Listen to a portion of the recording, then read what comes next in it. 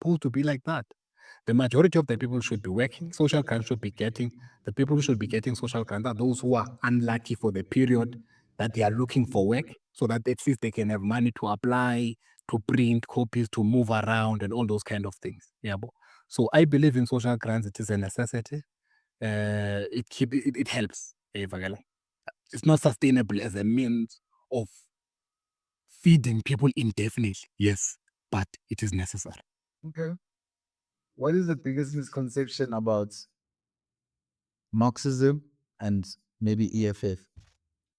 Marxism, personally, EFF. But The biggest, I think, the biggest bottleneck or the hurdle and misconception to people, for people when analyzing Marxism, they tend to think it is something that needs to be taken and implemented religiously or followed dogmatically.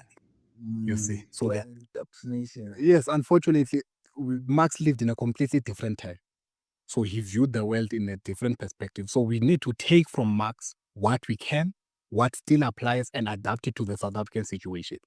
That is the biggest misconception, is that you can just go and take everything and implement it as this. And no, it can't work like that. That's what they'll say. It works better in theory.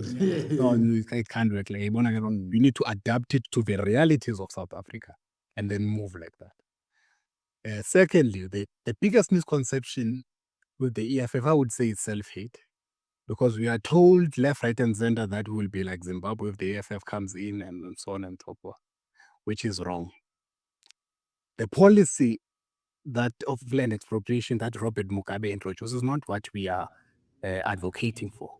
So, Atako,